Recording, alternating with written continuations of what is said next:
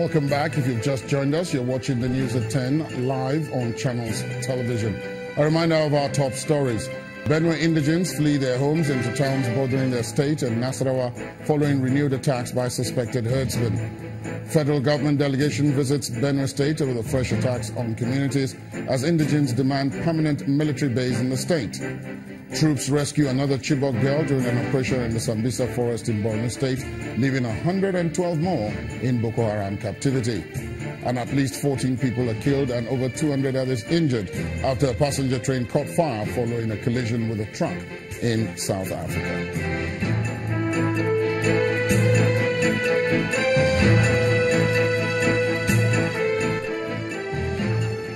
Now, for more on our top stories and others, please visit our website, channelstv.com, and youtube.com/channelsweb. Also, please log on to m.channelstv.com to watch us on your mobile device, or download the Channels TV app for Android, iOS, and Windows devices from their respective stores. The Channels TV and Channels 24 app will give you access to news and updates. You'll also have access to the Eyewitness feature, with which you can share those pictures, videos, or news of happenings around you. Just install the app, then tap and swipe to reveal the menu, and follow the instructions. Now, here are some of the pictures you sent into our Eyewitness portal today. Our first picture is from Guma local government area of Benue State, showing residents fleeing due to the recent killings by herdsmen. Our Eyewitness reporter wants the situation addressed soon. We move on to Ondo State with this image of individuals with placards on the streets in the southern senatorial district. Our Eyewitness reporter claims they are protesting the alleged power outage in the area for between 5 and 10 years, and they are pleading with the government and the Benin Electricity Distribution Company to resolve the problem. Our next set of pictures are from Aguda area of Surulere in Lagos State, showing a building surrounded by water. Our Eyewitness reporter alleges that a woman built her home on a large water channel, claiming her late mother owned it. She also says the woman has started sand filling the area, leading to the flooding of the entire neighborhood. She wants the government to help fix the situation. Our final picture is also from Lagos State, and it shows a wooden bridge in the Ayobo area. Our Eyewitness reporter says the bridge, which has been in use for a long period, is weak and a risk for residents who ply it. He wants the government to provide them a better one. Don't forget that you too can send in reports and events as they happen around you. Just download the Channels TV free apps and follow the instructions. The federal government is to set an 18-month period emergency over the pricing of fuel. For details of that and other stories, we go now to Abuja, where Gloria Ume Ezeoke is waiting. Good evening, Gloria. Hello, Ladi. Yes, indeed, it's setting up an 18-month emergency period to address the pricing of fuel. The Minister of State for Petroleum, Dr. Ibe Kachiko, who announced this at a National Assembly investigative hearing in Abuja, says Nigerians need to be cautioned from the effects of the price difference between the landing cost of fuel, which is about 170 to 171 naira, and the 145 naira government fixed price of fuel. Petrol marketers have refused to import fuel because of this price difference. Our correspondent, Linda Akigbe, reports. This is what Nigerians endured during the 2017-2018 Christmas and New Year holidays. Days and nights spent queuing for fuel at different petrol stations across the country. The pump site used to reach yourself and then go all the way. This investigative hearing by the National Assembly is intended to find solutions to the fuel supply challenges. The Minister of State for Petroleum gets to the heart of the problem. We're looking at, quite frankly, an 18 months emergency period, like I said, beginning, quite frankly, almost yesterday. During this emergency period, we need to address the issue of pricing. There's a price disparity between landed costs and costs at which we are selling. The landing cost of product today is about 170, 171. The sale that we allow, the price at which we sell today is 145.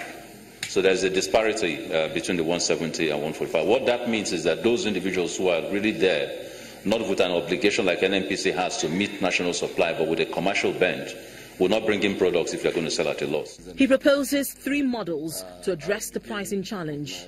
One mechanism would be to look at working with CBN in terms of a exchange rate mechanism that enables them to stay at 145 sales at the pump price.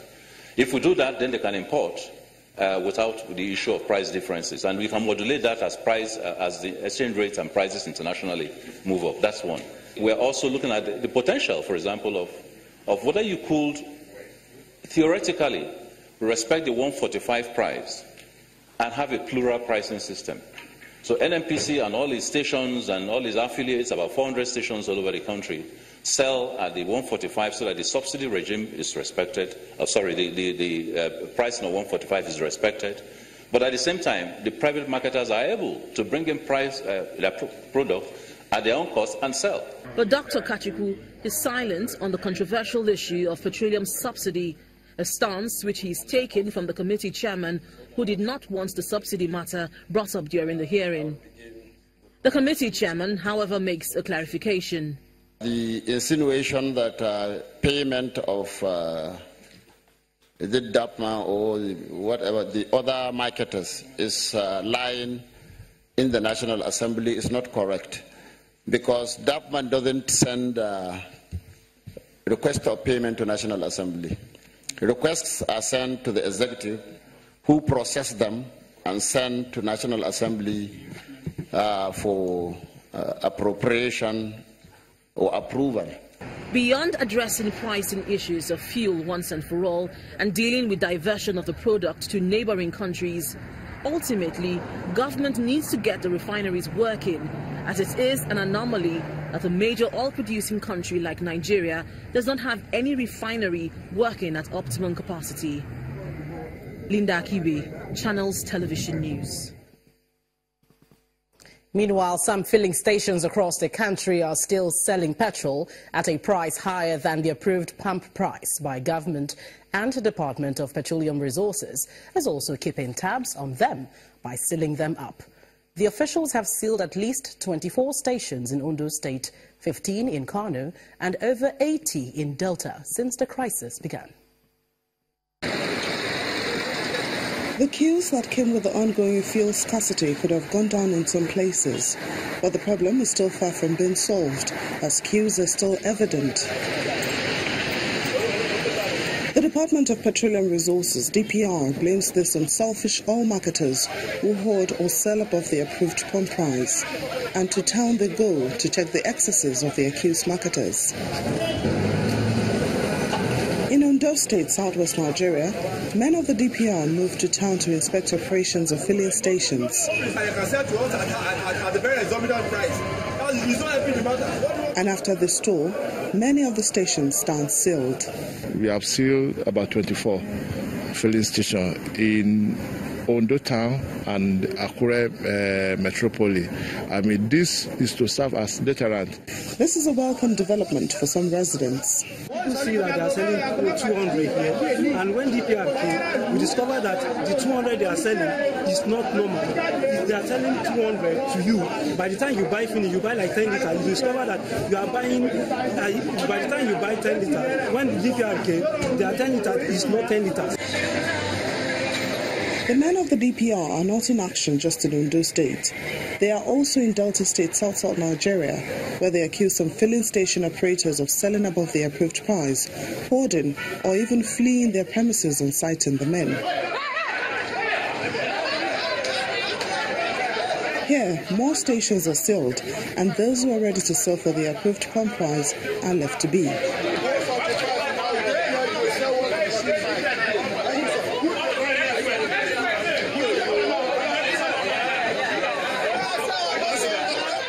But this does not go down well with some residents. NPC is not selling. And these people, they buy for private depots at high price, 180, 190. How will they sell 145? Except the government go and lock up their depots. That is the only thing.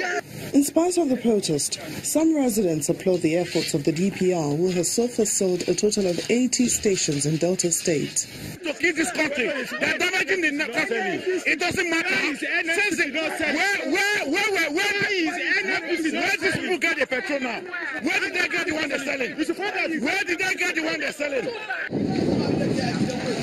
The situation is the same in Kano State, northwest Nigeria, where men of the Department of Petroleum Resources are moving from station to station to effect compliance. Aside from sealing stations, the strategy employed by the DPR here is monitoring. Satisfactorily, the queue is going down. And what we are doing now is just we are monitoring compliance. We monitor them from the depot they leave the product to the destination. That's the right destination. We monitor, when it comes to the destination, we monitor the dispensing. From the dispensing, we make sure that they don't sell to the public at a higher price. We make sure that they sell it at the government regulated price. And then we make sure that they dispense the correct quantity to the public. All across the country, the DPR is promising that the fuel crisis will be history within weeks. But Nigerians are waiting to see if this is anything different from previous promises. The indigenous people of Ogoni land in Rivers State are celebrating this year's Ogoni Day with a protest to the headquarters of the Nigeria National Petroleum Corporation, NNPC, in Abuja. They are asking the federal government to immediately commence the Ogoni cleanup and stop the renewal of all prospecting license to Shell. The protesters, with their placards bearing different inscriptions, are urging social and environmental marginalization, and they accuse the federal government of paying lip service to the agitations from the region.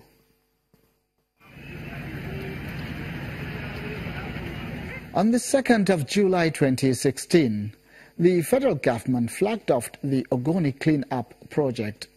5 years after the United Nations Environmental Programme submitted a report recommending the cleanup of the region. Over 2 years after that exercise was flagged off, residents of the Ogoni communities of Rivers State are in Abuja, saying nothing has been done. It is part of the reason why they are protesting at the headquarters of the Nigeria National Petroleum Corporation, NNPC, in Abuja. I am from an oil-producing area of Ogoni land. I have not seen any sign of cleanup in my own area. We have our own oil well right there in my own village. No sign of cleanup at all. It is only on radio and television, to my understanding and to what I am seeing. The money that was even released, nobody knows where the $10 million is. No account. The Minister of Environment has not told us, or the Board of Trustees, where the money is. Because the project office, being high prep, cannot access the money. He cannot tell Ogoni people where the money is. So, for issue of cleanup, is a dead project. Apart from the issues of cleanup, the protesting Ogoni people are also asking the federal government not to renew the oil prospecting license of Shell in the region. What is important is don't allow Shell and Honorable Mike here to come to Ogoni.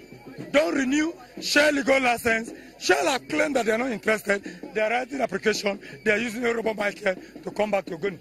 Meanwhile, the spokesperson of the Nigeria National Petroleum Corporation assures the protesters that the federal government, through the management of the NNPC, will look into their demands.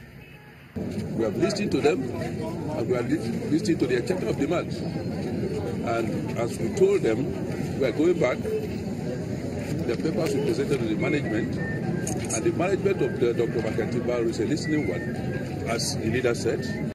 All the demands will be physically looked into, analyzed, and will get back to the leaders as soon as possible. Before the protest at the NNPC, the Movement for the Survival of the Ogoni People, MOSOP, had given the federal government till December 2017 to start the cleanup or risk the anger of the people. Although that ultimatum never attracted public attention, the protest at the NNPC headquarters in Abuja thus reveals that the indigenous people of Ogoni are not backing down. When the news at 10 returns, Fitch Ratings says federal government's decision to reduce treasury bills issued this year may have negative impact on Nigerian banks' profit. That's some business news. Please join us again.